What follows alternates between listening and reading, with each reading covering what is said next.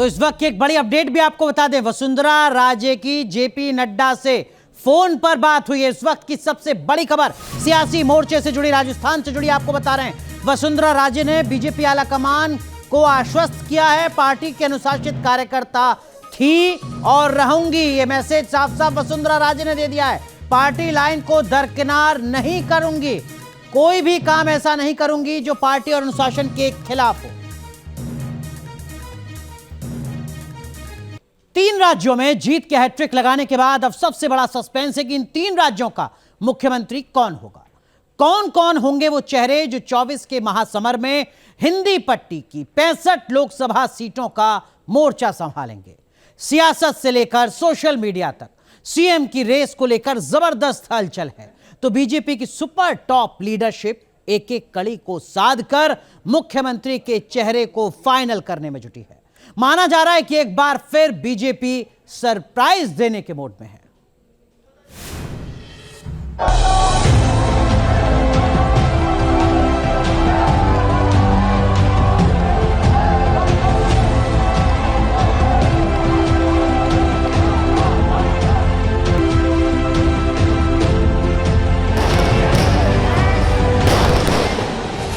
Super brand Modi, जिनके पास मुश्किल से मुश्किल चुनौती में कमल खिलाने का मादा है।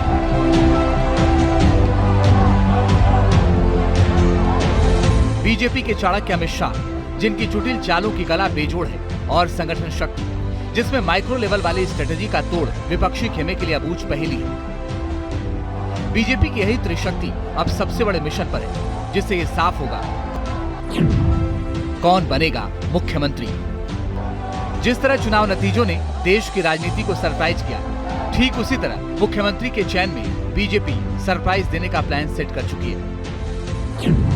बताया जा रहा है कि तीनों ही राज्यों में नए चेहरे शपथ लेंगे। यूपी और गुजरात की तर्ज पर चयन का मॉडल होगा। नए चेहरे और यूपी गुजरात मॉडल की चर्चा चल रही है। वो है क्या, ये आपको बताएं, मगर उससे पहले मौजूदा घटनाक्रम को एक साथ जोड़ें तो भविष्य की तैयारियों का संकेत साफ मिलता है। क्योंकि आज जिन जिन 10 सांसदों ने इस्तीफा दिया है, उनमें से ज्यादातर सांसदों की सीएम की रेस में चर्चा हो रही है। राजस्थान में सांसद बाबा बालकनाथ, दिया कुमारी, किरोड़ी लाल मीणा और राज्यवर्धन सिंह राठौर ने इस्तीफा दिया। मध्य प्रदेश से कद्दावर नेता और केंद्रीय मंत्री नरेंद्र सिंह तोमर, प्रहलाद पटेल, रीति पाठक, उदय प्रताप सिंह और राकेश सिंह ने सांसदी छोड़ी है। इस तरह छत्तीसगढ़ से केंद्रीय मंत्री रेणुका सिंह, गोमती साई ने संसद पद से त्यागपत्र दे दिया। ये भारतीय जनता पार्टी एक कैडर बेस है। हम सब कार्यकर्ता अपने काम में लगे हैं।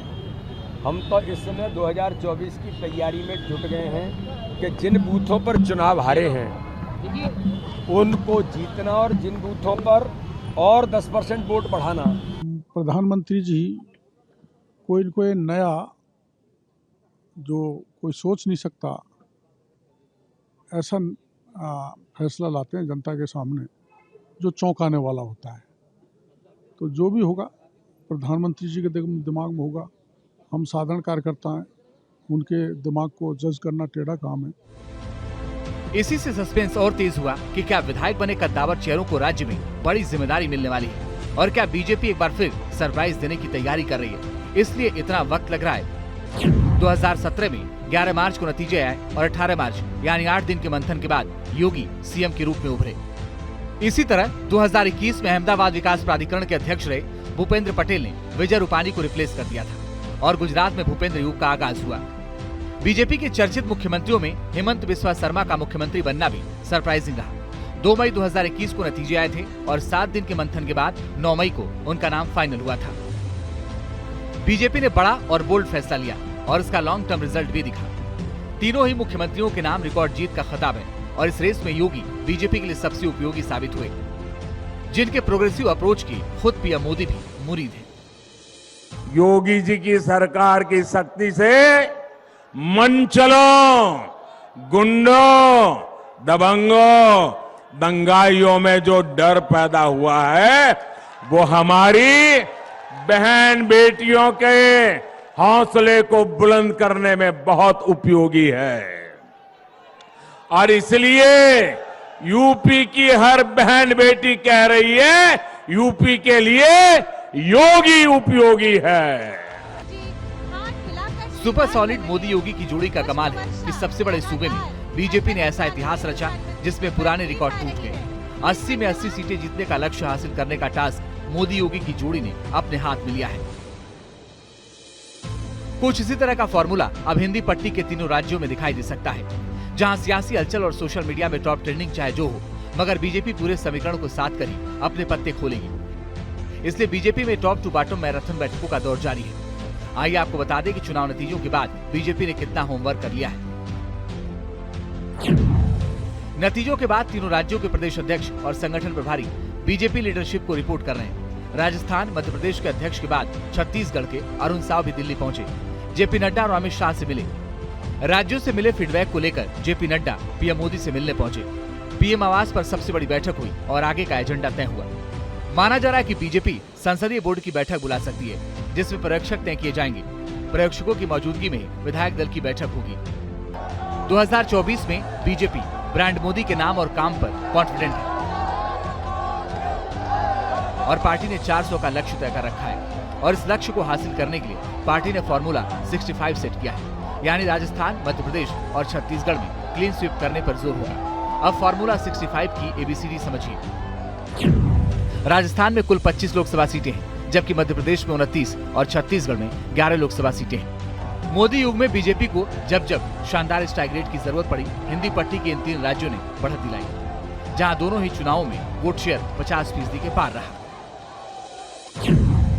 मध्य प्रदेश में 2019 में बीजेपी ने 28 सीटें जीती, तब वोट शेयर 58.54% रहा, जबकि 2014 में मोदी लहर के शंखनाद में 27 सीटों पर कमल खिला और करीब 55% वोट हासिल किया। ऐसा ही पैटर्न राजस्थान में दिखा, जहां 2019 में 25 में से 24 सीटें मिली, तब वोट शेयर 58.54% आया।